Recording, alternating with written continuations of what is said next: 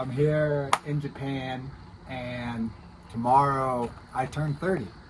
I planned it this way so that way I would be in one of the most magical places on the entire earth, being Japan, specifically the island of Shikoku, where I've been adventuring and doing this pilgrimage for the last month and a half. Yeah, I'm just blown away, with everything that I've experienced, but, this video I more want to dive into like the feeling of the ending of an era, right? And the beginning of a new one. It's not where I thought I would be if you would have asked me when I was 20 where I am now. I wouldn't have told you the experience that I am currently living. Not Japan. I always loved Japan. I loved Nintendo. I love Studio Ghibli. Those go back to my childhood years.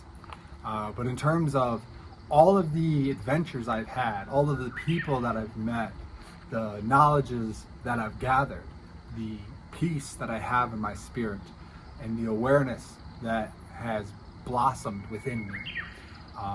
Yes, even when I was, 20, a decade ago, I was very interested in things like spirituality and, metaphysics and conscientiousness, culture, but it was much more in the thought form. It was always something, an idea. I was very inquisitive within my own mind about these things. Over this past 10 years of my life, I've taken those thoughts and I've materialized them into my real carnate existence. And I've been able to meet thousands of people, from countless countries and states. I'm from the United States of America, and so it is a very large piece of land. So even meeting people from other states could be equivalent to meeting people in other countries if I was to live in a place like Europe, where the countries are much smaller and much more densely compacted. But the people, I bring those up a lot because I feel like I've learned more from people than I have from anything else. Just from, not even directly, right? Not even like someone specifically telling me a knowledge, specifically sharing with me an experience or a challenge, a triumph, a different moment in their life that was significant in some way to them. Those are profound and prevalent and clearly mean a lot to me as well. But even just from the observation and the cohabiting of this planetary experience, with my fellow human beings. Through my love for people, it's drove me to explore the world, explore where more people inhabit, where there are different variations of people, whether it be their foods, their culture, the way they look, the way they dress, the way they interact with the world around them. I've been drawn to see these things because just to know my own people, just to know my own country, which I still have so much more to explore in that area as well. I've been really diving into personally with my ancestral understanding and the lineage that I've come from, as well as my own country and the magnificent beauty that still holds me inside of those borders, right?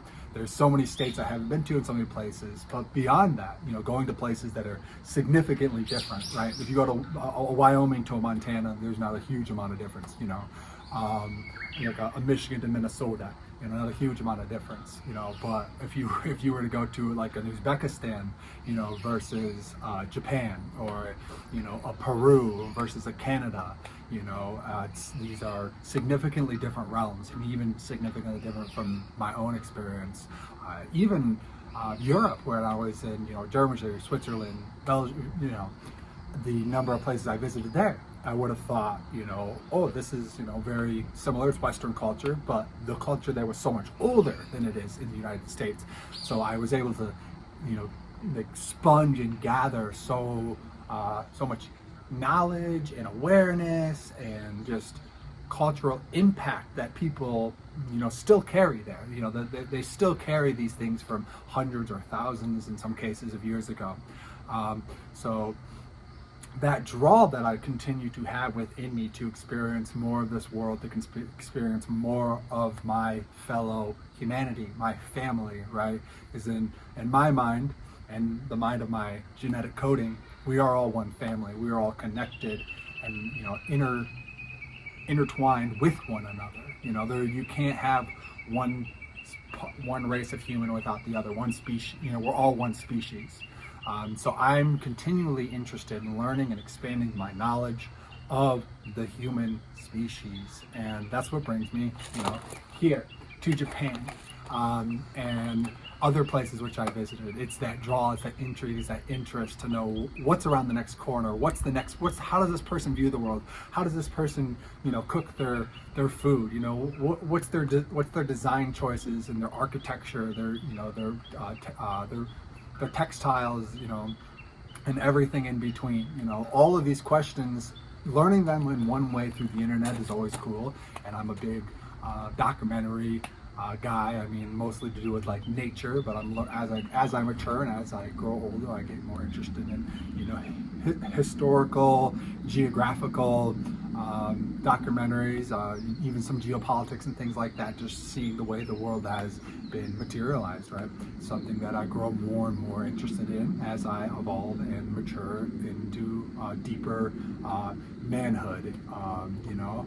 Being that I'm now about to turn 30, yes, I will always have my childlike joy. That's just who I am. It's a part of my personality.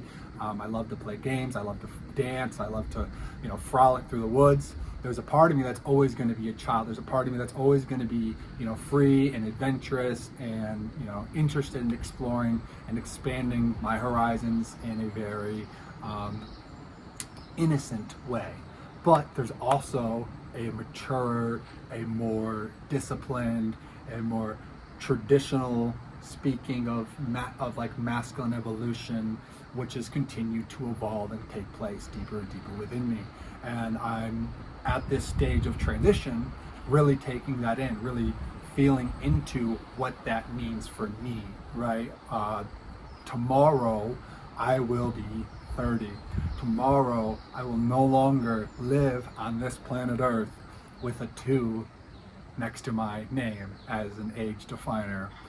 If you're, you know, older than me, maybe you think that I could be making a bigger deal out of this. If you're younger than me, you probably feel like the weight of those numbers, you know, even heavier, right? Because there's less of them to count, and so each one is seemingly more significant. But to me, in this current transitionary moment, it definitely feels quite significant. You know, I've thought about a lot through my 20s and about what it would be like to be 30, what it would be like to, you know, officially like transition into the realm of unknown possibilities in terms of, you know, when you're in your 20s, you're highly susceptible to a lot of political, especially purchase programming, right? Like, you're the main marketing tool, and you know, people in terms of organizations and economic structures love to prey on the younger, you know, people, because they're the most susceptible, they're the most programmable, and if you can get them to identify with a particular pattern of understanding or a certain way of viewing the world, then you can just continue to market those same things to them, you know, into the grave. So with that being said, I'm now going into the next phase where there'll be less influence, where there'll be less suggestion, where there'll be less, you know, push like for my attention. I feel like I've done a fairly decent job in choosing my awareness, choosing the way that I operate and coexist with the rest of society and humanity. But, you know, there's always an aspect of that, you know, and I do feel like as this next transition opens up, I'm interested to see where that'll take an individual like myself who isn't in any one particular box, right? Like, yes, I'm deeply spiritual, but I'm also very logical as well. You know, yes, I'm very structured, but I'm also very free-flowing as well. Yes, I'm very nomadic, but I'm also very, you know, homebodied as well, right? I don't feel like any one box could define me. I mean, I do love Nintendo. Everybody knows that. So Nintendo, good job. You did marketing well on me. It's so fun. I just like the way it brings people together. I'm always going to be a gamer, you know, and that's something that, you know, regardless of what path I'm on, there's always a level of joy that does come from playing my favorite, you know, games such as, you know, The Legend of Zelda or Animal Crossing.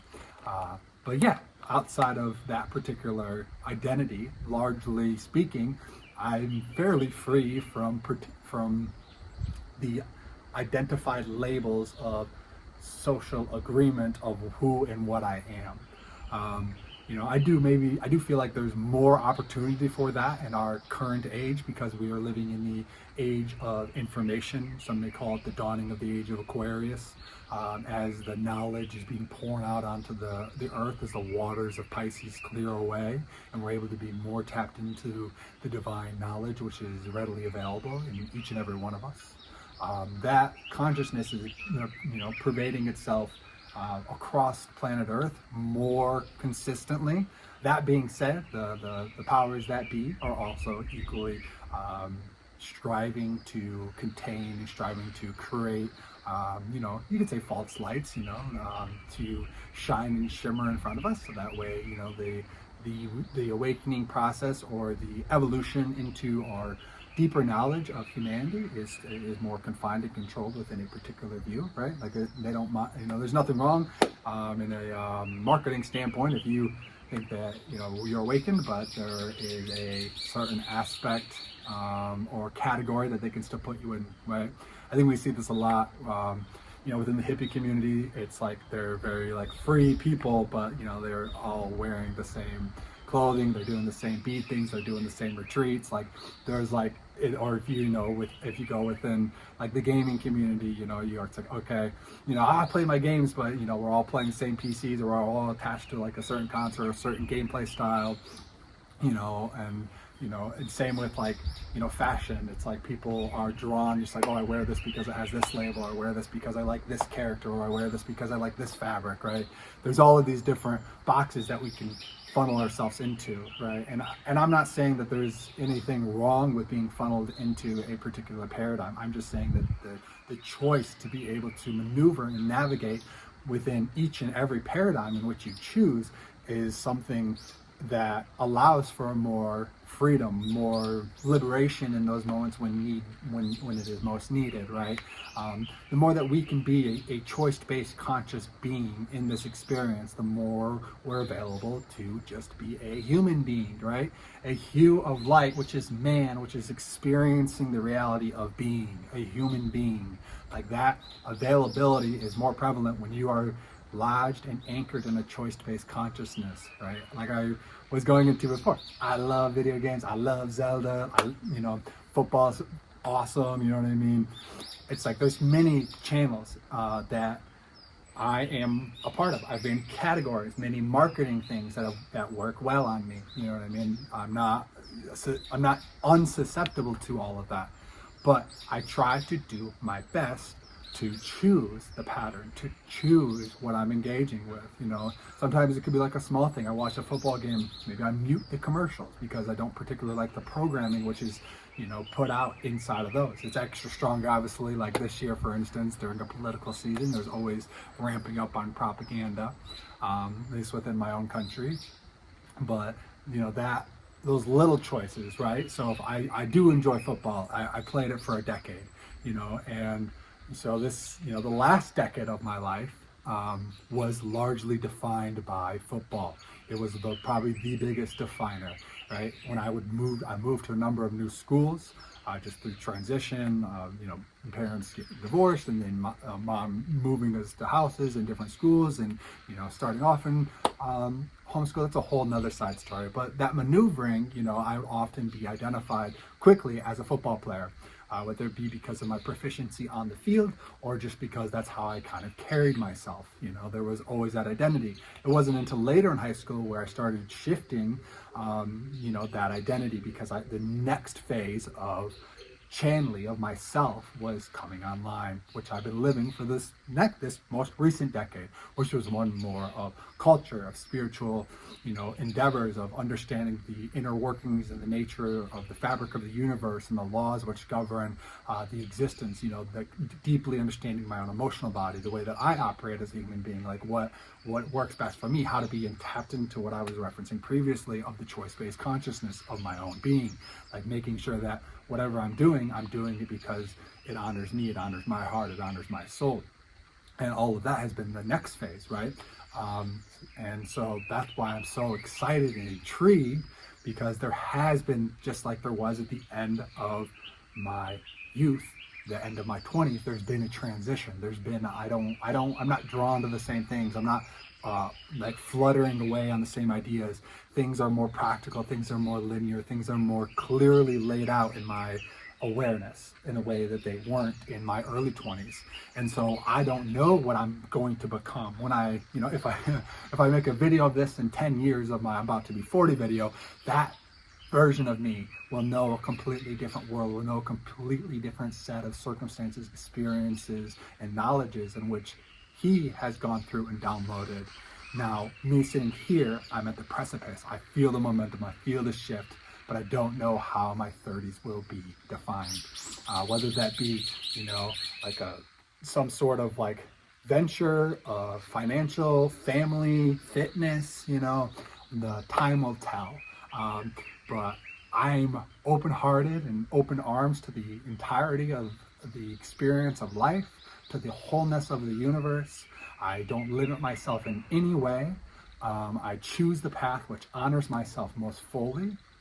And I believe that there are great things coming for me. I believe there are great things ahead on this path. So happy birthday, Chan Lee. It will be tomorrow, but whether you be watching this next year, in 5 years or 10 years, I love you. You're doing an amazing job. I'm super proud of you. You're an incredible man. The world literally glows when you enter it, and that light is only going to continue to get brighter the same way it has in the previous 10 years of your life. It's going to do that times 10 in the next decade to come. So yeah, I'll catch you around.